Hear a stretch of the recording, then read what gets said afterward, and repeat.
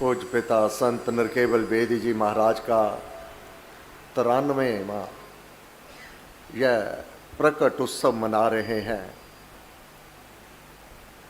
पूज्य पिता संत नरकेवल बेदी जी महाराज सदैव ही समर्पित रहे अपने गुरुदेव परम पूज्य श्री स्वामी सत्यानंद जी महाराज के सम्मुख।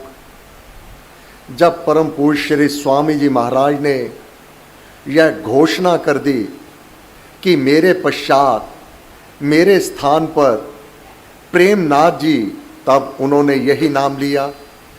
परम पूज्य श्री प्रेम जी महाराज को मेरे स्थान पर मान लिया जावे, तब तुरंत पूज्य पिता ने यह परम पूज्य श्री प्रेम जी महाराज को नतमस्तक होते हुए कि आज तक तो आपके साथ मित्रता का भाव रहा था, परंतु अब आप श्री स्वामी जी महाराज की गद्दी पर शोभायमान हो रहे हैं। आज से मित्रता का तो वह भाव अभी इसी समय समाप्त होता है। अब आप गुरु के रूप में रहेंगे और मैं आपके शिष्य के रूप में श्री राम कार्य करूंगा। तो ये 40 वर्ष पूज्य पिता संत नरकेवल बेदी जी महाराज ने, 7 वर्ष तो श्री स्वामी जी महाराज की चरण शरण में रह करके श्री राम कार्य किए, सत्संगों की सेवा की और 40 वर्ष पर्यंत प्राण अंत तक राम नाम का प्रचार किया, स्वयं राम नाम का जाप किया। और जो कोई भी पूज्य पिता के पास आते वह मुझे सदैव कहा करते कि यह मेरे पास नहीं आए हैं। कोई भी जीवन में किसी प्रकार की कठिनाई आ गई, कोई दुख आ गया, कोई कष्ट आ गया, तो पूज्य पिता सदैव मुझे ये कहते कि यह मेरे पास नहीं आए हैं, यह मेरे राम ने इस दरबार में भेजा है इन्हें। मैं तो एक चपड़ासी हूं, एक सफाई कर्मचारी हूं, इससे अतिरिक्त और कुछ नहीं। देने वाले वह हैं, दिलवाने वाले वह आप गुरु महाराज हैं और लेने वाले उनके प्यारे हैं। मैं तो बस एक बीच में कड़ी वह परमात्मा ने जोड़ने के लिए मुझे रख लिया कि जो कोई आ जाता है तो मैं भी, हाँ, एक बात सदैव कहा करते, मुझे मार्ग दिया करते। जब कोई भी अपने कष्ट की बात कहता, दुख की बात कहता, कोई तकलीफ की बात कहता, कोई बाधा विघ्न की बात करता, तो मैं सदैव सीधे परम पूज्य श्री स्वामी जी महाराज तक उनका यह संदेश पहुंचा दिया करता। मैंने राम को नहीं देखा, हां उनकी शक्तियों को तो अनुभव बहुत किया है, परंतु बीच में श्री स्वामी जी महाराज रहते हैं। मैं प्रार्थना करता हूं तो सिर्फ श्री स्वामी जी महाराज से करता हूं, यही कहता हूं। गुरु महाराज आप जानते हैं, आपने ये सेवा सौंपी है, मेरे वो प्यारे को ये कठिनाई आ गई है, आप कृपा करें।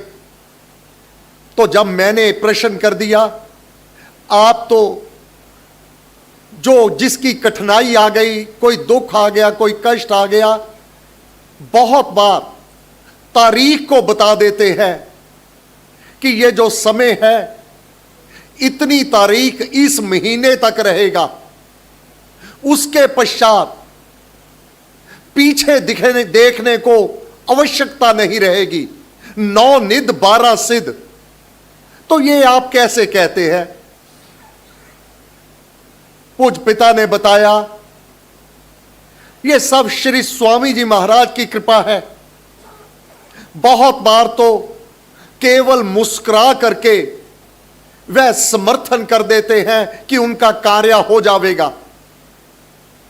बहुत बार मुझे जैसा जो दिन, जो तारीख, जो समय वह कह देते हैं, मैं आगे कह देता हूं। मैं इसके बारे में कुछ भी नहीं जान रहा होता।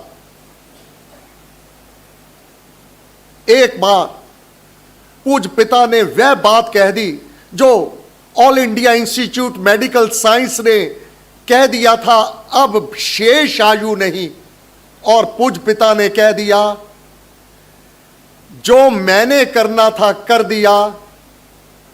हां, अकेले में कहा, आज मैंने अपने जीवन भर की जो पूंजी थी वह दांव पर लगा दी। देववादी देव से याचना कर दी कि यह मेरा परम प्यारा मित्र है। आज तक मैंने जो शुभ कर्म किए हैं, पुण्य कर्म किए हैं, सेवा की है, जाप किए हैं, यज्ञ किए हैं, इनका जितना भी फल है, हे प्रभु, मैं अपने प्रिय मित्र के लिए न्योछावर करता हूं। मुझे उसके बदले में इनकी आयु चाहिए। आवाज आ गई। इसी क्षण इनके ये सुधार होता चला जाएगा।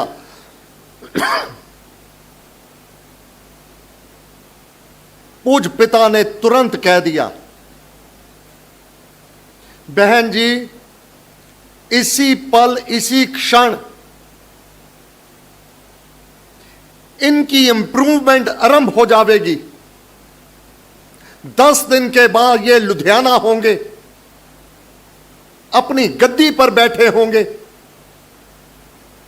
और विश्वास रखिएगा, आप सुहागन इस लोक से विदा होंगी। कुछ नहीं पिया वहां, कुछ नहीं खाया। मेरे को कहते चलो लुधियाना। मैं बाहर आकर एक साइड पर गाड़ी रोक करके कांपते हुए पूछा, ऑल इंडिया इंस्टीट्यूट ने तो बहुत अंधकार में पिक्चर सम्मुख प्रकट कर दी और आपने कहा अभी इसी पल इसी क्षण इनके स्वास्थ्य में सुधार आरंभ हो जाएगा। क्या हो जाएगा? मुझे कहते, मुझे क्या पता। मैंने कहा, आपने कहा, मुझे क्या पता। महाराज जाने, श्री राम जाने। जीवन देने वाला वह परमात्मा है। जन्म और मृत्यु उस परमात्मा के हाथ है। मैंने श्री स्वामी जी महाराज को याचना कर दी, प्रार्थना कर दी। जो स्वामी जी महाराज ने मुझे कहा वो मैंने आगे उनका संदेश दे दिया। मैं क्या जानूं। हां, आज मैंने अपने आप को खाली अवश्य कर लिया। आज से मेरा नया जीवन आरंभ हो गया। अब नई सिरे से मुझे साधना करनी होगी। परंतु विधाता का विधान क्या है? यह जाप पाठ और प्रार्थना किसी के लिए भी कोई भी कर देवे कि मैं अपना जाप, अपना पाठ, अपना यज्ञ, अपने पुण्य कर्म मैं उसके लिए अर्पण करता हूं। उसका विधान यह है, दिंदा दे लेंदे थक पा। जो जितना जिसने जाप पाठ कर दिया, निश्चित रूप से प्रेमवश, करुणावश, दयावश किसी को भी अर्पण कर दिया जावे, वह परम पिता परमात्मा जो उसका विधान है, जो उसका दृढ़ निश्चय विश्वास से उसकी शरण को ग्रहण किए हुए हैं, जो उससे प्रेम करने वाला है, परम प्रेम के पाले पड़कर प्रभु को नियम बदलते देखा, उनका मान टले टल जाए पर भक्त का मान न टलते देखा। पिता कदापि अपने पुत्र से उसकी संपत्ति नहीं लिया करते, बल्कि पिता तो अपनी संपत्ति भी पुत्र को दिया करते हैं। यही तुम ही हो माता पिता, तुम ही हो। पिता से नहीं मांगे तो कहां से मांगेंगे? पिता कुछ दे करके उसके बदले में पुत्र से कुछ भी नहीं चाहता है, न मांगता है, बल्कि और देता है। बस यही दशा थी। वह वचन भी सिद्ध हुआ और नित नित होत सबायो परहित परोपकार में खर्च किया हुआ धन दौलत, ये अपनी संपत्ति यज्ञ की, जाप की, पाठ की, ये समाप्त तो होती ही नहीं है। चाहे किसी दुश्मन के लिए प्रार्थना कर दी कि मैं अपना जाप देता हूं, उसको सद्बुद्धि दे दो, वह परमात्मा इतना प्रसन्न होते हैं, इतना प्रसन्न होते हैं, वह तो माला माल कर देते हैं, वचन भी पूरा करते हैं और अपने भक्त को और शक्तियां प्रदान कर देते हैं, क्योंकि वह परहित परोपकार में अपनी पूंजी को लुटा रहा है। ऐसा परम पूज्य श्री स्वामी जी महाराज किया करते,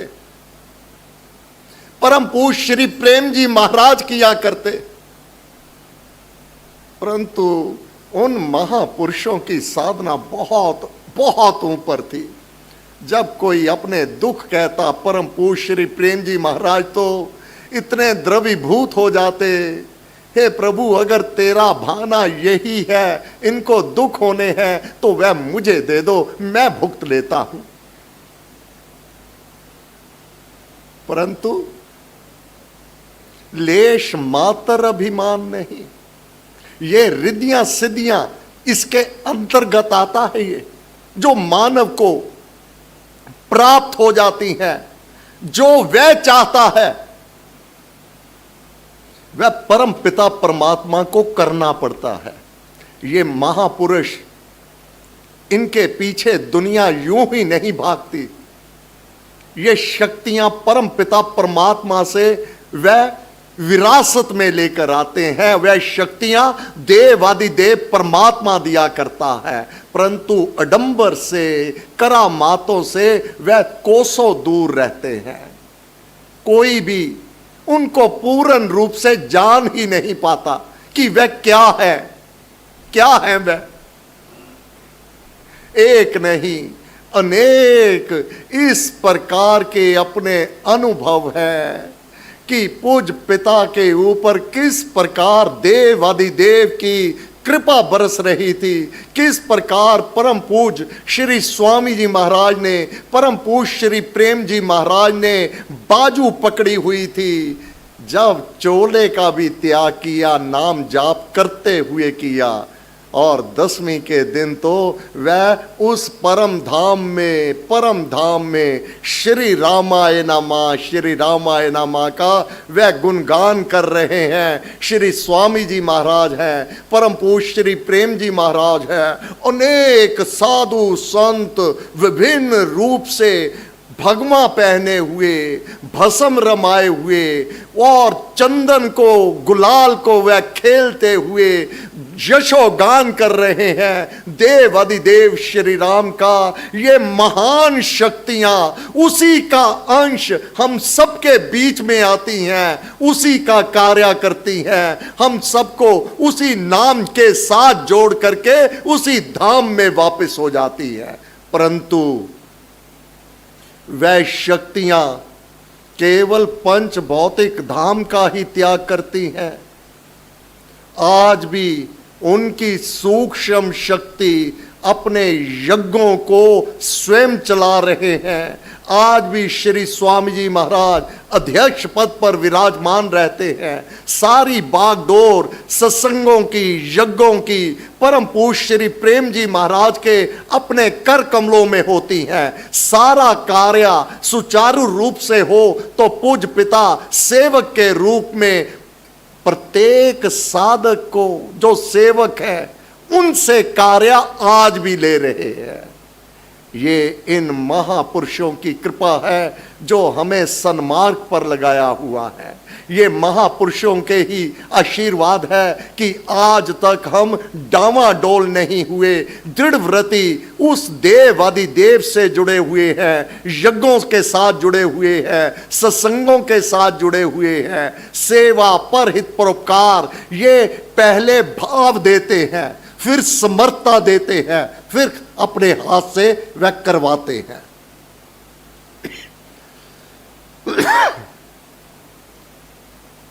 हम सब देवादिदेव श्री राम को नमन करते हुए असंख्य